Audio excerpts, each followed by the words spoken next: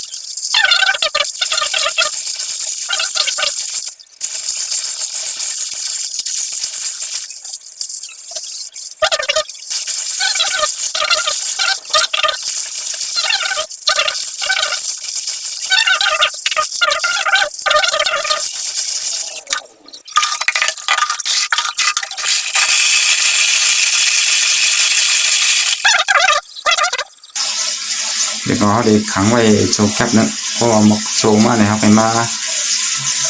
ปัดน้ำมันออกเลยแทบกวนมันออกเลยเนี่ยเขาเดี๋ยวขึ้นมาสุกให้กล้ามเลยเขาไม่ให้หอยแกงกันหรอ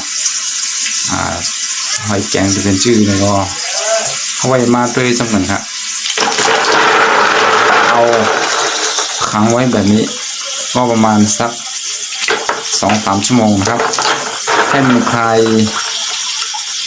อาหารที่มันกินอยู่นะครับมันก็จะคายออกมาแล้วก็จะมีเศษดินอีกรอบหนึ่งถ้าเรามาล้างนะครับถ้าเราแช่ทิ้งไว้ประมาณ2-3 ชั่วโมงเดี๋ยวกลับมาดูอีกทีนึงก็จะมีขี้ดินออกมาจากปากของมันนี่นะครับทางหน้าหอยเดี๋ยวเรามาดูกันนะครับอันนี้ก็ผมจะมาทำเมนูแกงหอยนะครับอันนี้ก็ผมจะแช่ทิ้งไว้ก่อนเดี๋ยวยังไงตอนเย็นค่อยมาทำนะครับตอนนี้เราแช่ไว้ประมาณ2-3 ชั่วโมงแล้วนะครับแล้วก็มาล้างอีกรอบหนึ่งนะครับเห็นไหมครับมันจะคลายดินออกมาครับที่ล้างสะอาดแล้วนะครับก็ยังมีกากเกลื่อนที่ดินติดมาอยู่ผมจะมาล้างรอบหนึ่งนะครับ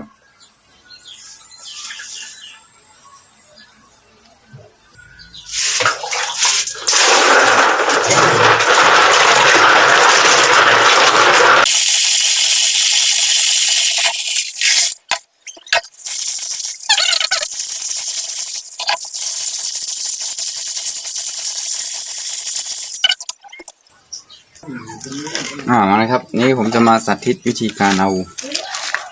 หน้าหอยกับก้นหอยทิ้งนะครับก่อนที่เราจะกินเนี่ยนะครับถ้าเราไม่ตัดตรงนี้ทิ้งแล้วไม่เอาหน้าออกนะครับข้างในนะครับเขาจะกินพวกเศษดินอะไรเข้าไป เราก็ต้องมาแกะหน้าออกตัดก้นออกนะครับนี่ครับต้องตัดแบบนี้เห็นไหมครับอันนี้จะมีขี้ของมันอยู่นะครับถ้าเราไม่ตัดส่วนนี้ออกนะครับมันก็จะมีดินอยู่ในนี้ถ้าเรากินแล้วก็จะมีดินส่วนตรงนี้เราทิ้งนะครับข้างในส่วนทางหน้าของมันเราจะตัดแบบนี้ไปเลยแข็งมากเลยนะครับอันนี้ก็กินได้เลยไหมแต่ไม่ค่อยใหญ่เท่าไหร่นี่ครับแง่หน้าออกแบบนี้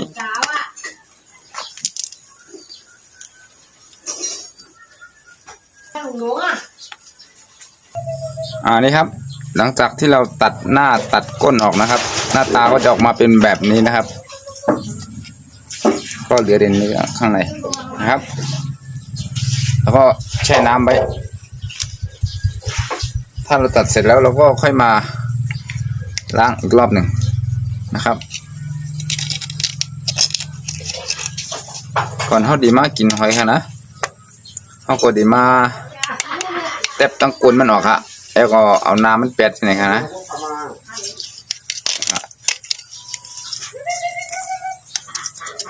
อันนี้ก็ดีเป็นขี้มันค่ะนี่นะขี้มัน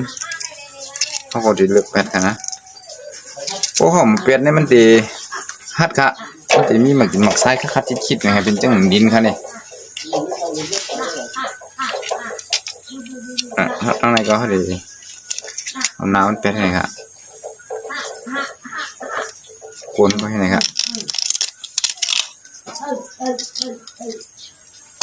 มันก็เดี๋ยวเหมือนจะไหนมากค่ะนะ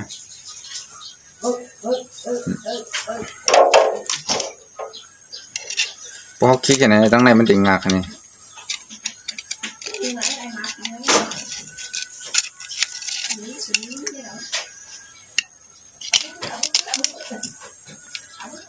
ทำมากก็เขาดีมาเฮ็ดหอยแกงเลยค่ะเนาะ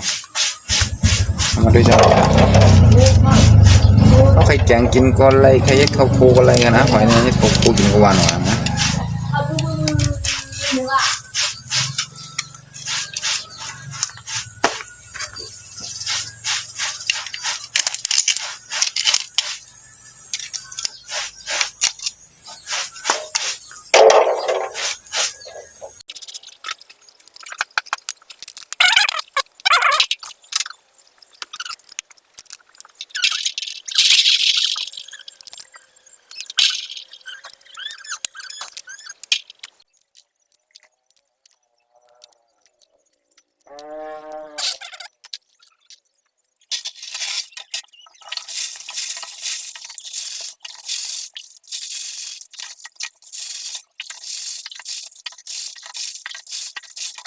นะ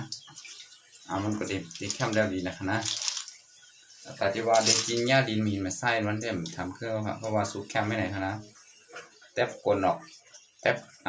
เอาน้ำมันแปดที่ไหนครับเพราะว่าแทบกลนมันก็ดีแคบกับขี้มันออกช่องคะนะ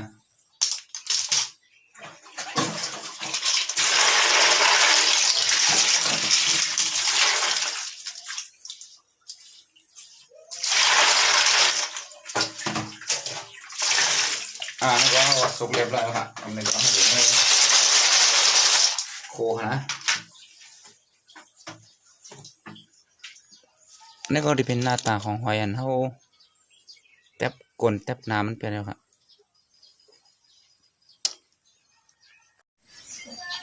อันนี้ก็จะเป็นเครื่องกิริยาถ้าเขาได้ใส่หอยค่ะนะก็จะมีใบเยี่ยมครับจักไข่เนี่ยค่ะเนาะแล้วก็ในก็จะเป็นพักกีฬาค่ะเนาะพักกีฬาก็ว่าพักกีเมืองเกาะก็ใจค่ะเนาะมันก็โดยห้องเหมือนกันค่ะแล้วก็เดี๋ยวมีมาทางพักกี้เนี่ยค่ะแล้วก็เดี๋ยวมีทางใบลิ้วค่ะนะอันนี้จะเป็นใบลิ้วค่ะเนี่ยอันไทยก็ห้องใบมะกรูดนะคะนะเขาก็เดี๋ยวห้องเป็นใบลิ้วเนี่ยค่ะแล้วก็มาทางก็เดี๋ยวอันนี้ก็จะเป็นพักจ้าหานค่ะพักจ้าหานก็เดี๋ยวมีกันนั่นค่ะนะแล้วก็เขาถึงมาใส่ทางโคมีขาวโคมีแดงฮะแล้วก็มาตำแล้วหมักพิลิปใช่ไหมครับนะตำเข้ามาด้วยจะเหมือนกันเนาะว่าตีเฮ็ดจืดละลายนี่ครับส่วนนี้ก็คือจะเป็นเครื่องเทศนะครับที่เราจะมาปรุงแกงหอยนะครับนี่ก็ในภาษาไทยใหญ่จะเรียกว่าผักชะฮานนะครับก็จะมีกลิ่นหอมดับคาวนะครับส่วนอันนี้ก็จะเป็นผักชีแล้วก็มาใบมะกรูดนะครับดับคาวเหมือนกันแล้วก็มาอีกนั่นก็จะเป็นผักชีฝรั่งนะครับแล้วก็ตะไคร้นะครับอันนี้ก็เป็นใบเหยือมนะครับอันนี้ก็มันจะหอมนะครับดับคาวเหมือนกันเดี๋ยวเรามาเตรียมเครื่องเทศกันหมดแล้วนะครับเดี๋ยวผมก็จะมาเตรียมกระเทียมหอมใหญ่นะครับแล้วก็พริกสดมาตำผสมกันนะครับก่อนจะทำนะครับผมก็จะมาก่อไฟที่เตาก่อนมาเริ่มกันเลยนะครับ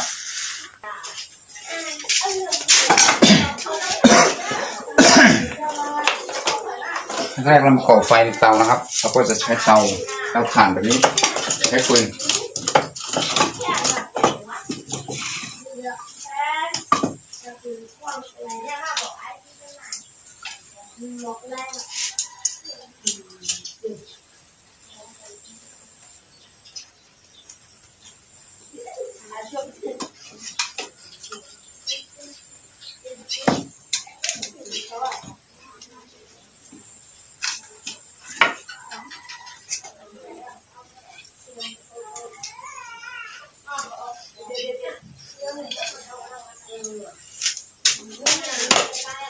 เดี๋ยวเราต้องรอสักครู่นะครับเดี๋ยวไฟติดแล้วก็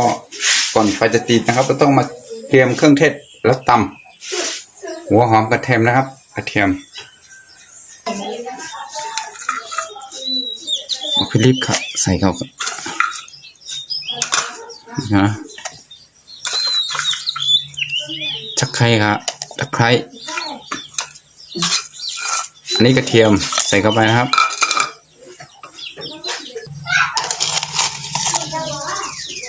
เกลือฮะผงชูรสน้ำปลาฮะ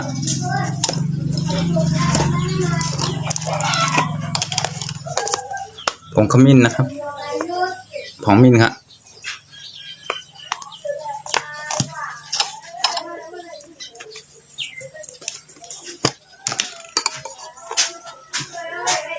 ผงถั่วเน่านะครับผงถั่วเน่าครับหลังจากนี้เราก็จะมาตำให้ละเอียดนะครับ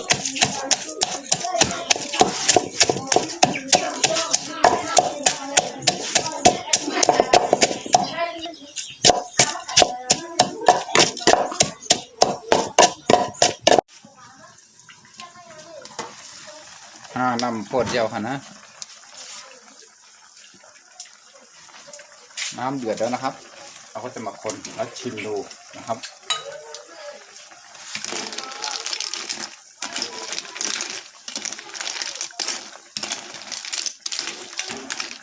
เป็นไงครับหน้าตาแกงหอยครับ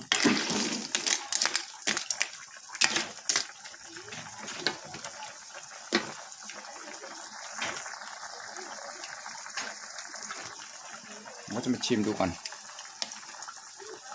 ว่ามีอะไรจืดจางไหม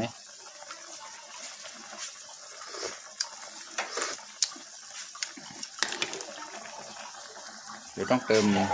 เกลือกับผงชูรสนะครับนะครับเติมเข้าไปผงชูรส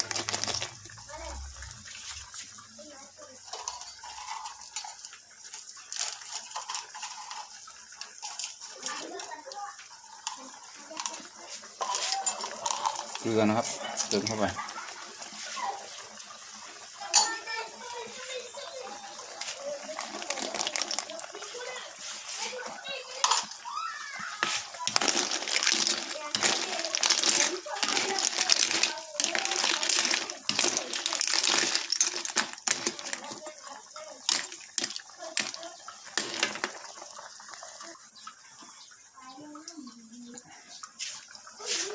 นี่ก็จะเป็นน้ำปลาครับน้ำปลาน้ำครับใส่เข้าไปสักหน่อยนะ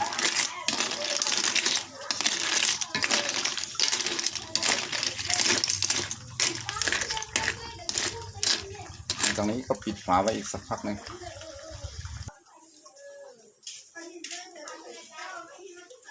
วันนี้ก็น่าจะสุกแล้วนะครับ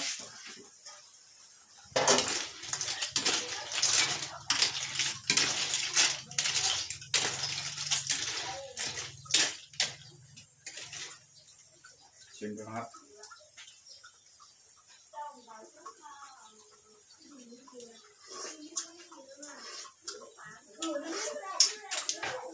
สุดยอดเลยนะครับแกงหอยเดี๋ยวมายกหม้อลงจากกระทะกัน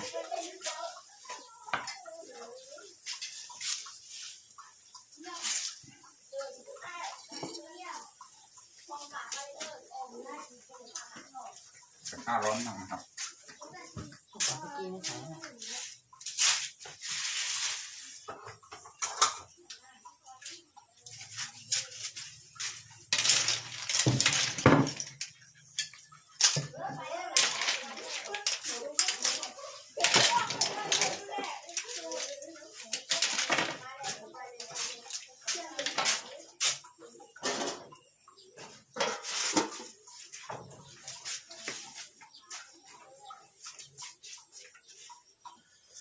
นี่ก็คือหน้าตาแกงหอยนะครับ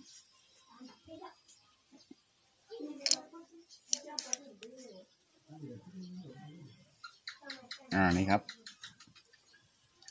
หอยจะมีข้างในนะครับนี่ก็ผมจะมากินแกงหอยแล้วนะครับมาครับกินแกงหอยด้วยกันนะครับนี่เราก็จะกินแกงหอยกับข้าวเหนียวนะครับ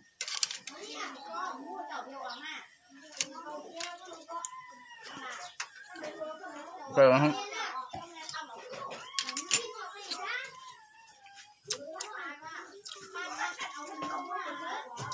ต้องใช้ไม้แหลมๆนะครับไม่ใช่ฟันได้นะครับดักแบบนี้สุดยอดเลยนะครับแกงหอย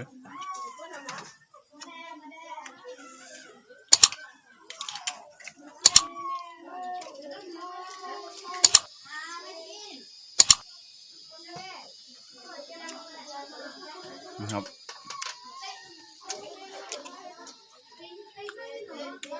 หากทุกคน